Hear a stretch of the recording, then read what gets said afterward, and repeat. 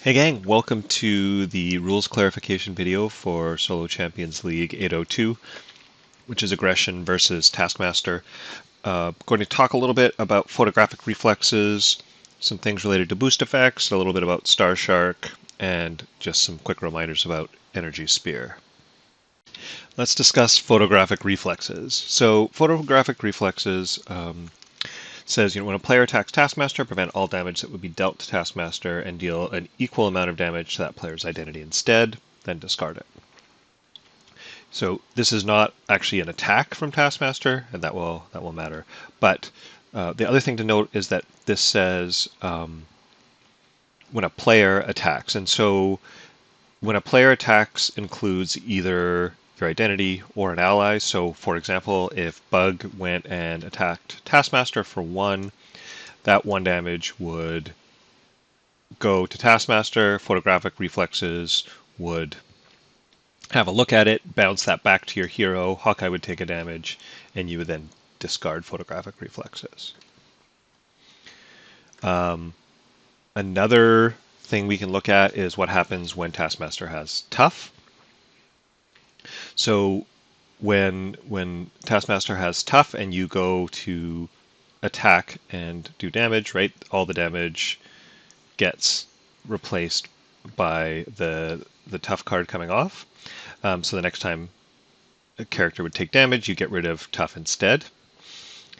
Now Taskmaster is not actually taking any damage, so photographic reflexes doesn't trigger, and photographic reflexes stays. You get rid of the tough by attacking Taskmaster, but photographic reflexes doesn't go away, just the tough does.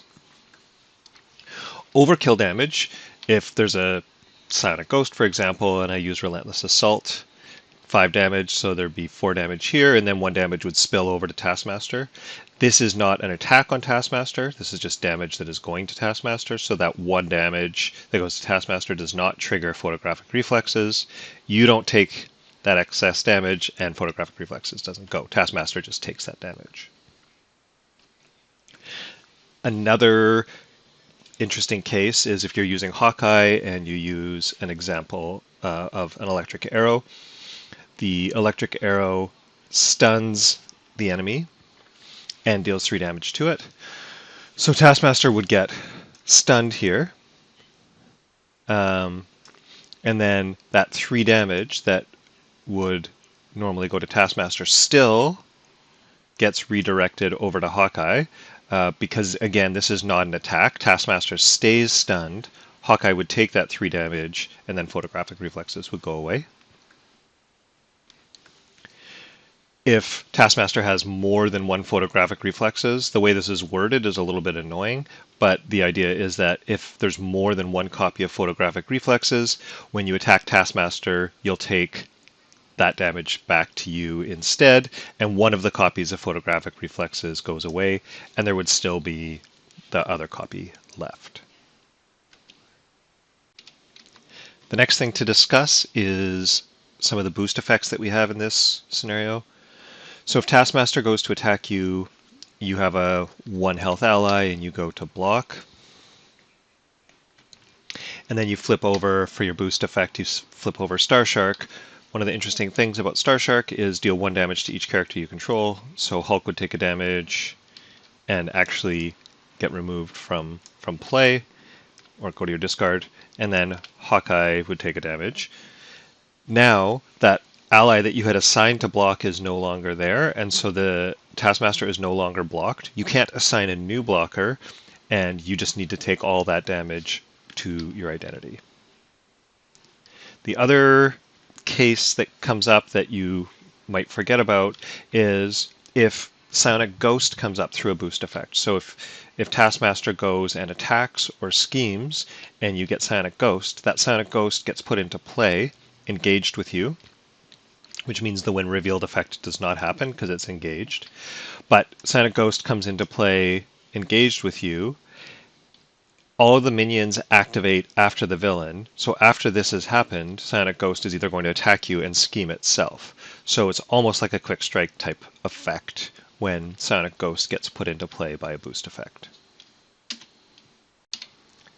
Next up, I want to check in on Energy Spear because I missed this the first couple of practice games that I played. Just importantly, Energy Spear can only get attached to a Guardian ally.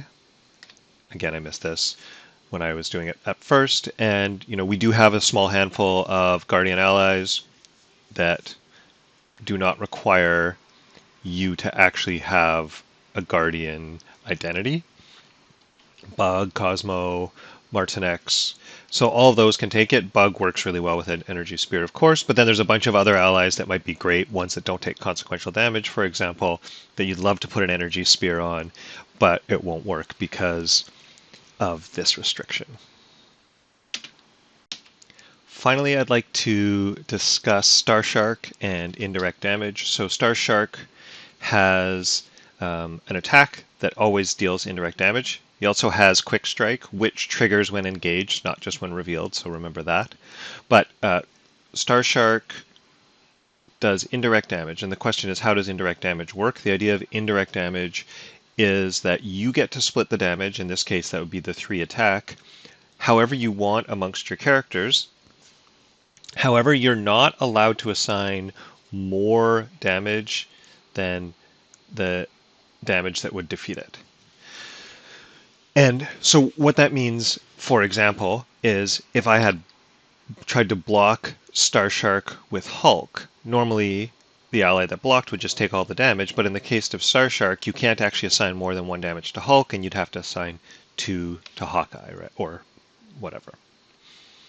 Another thing that is important to keep in mind is that even if a character has tough, this rule about the amount of damage is related to the amount of health they have left. So if Star Shark attacked and I just let it through, and then I was going to assign that damage to my characters, I can't assign 3 damage to Bug and then just have Tough absorb all of it, because that would be more damage than the health would allow. So I could actually assign 2 to Bug and then say 1 to Hawkeye.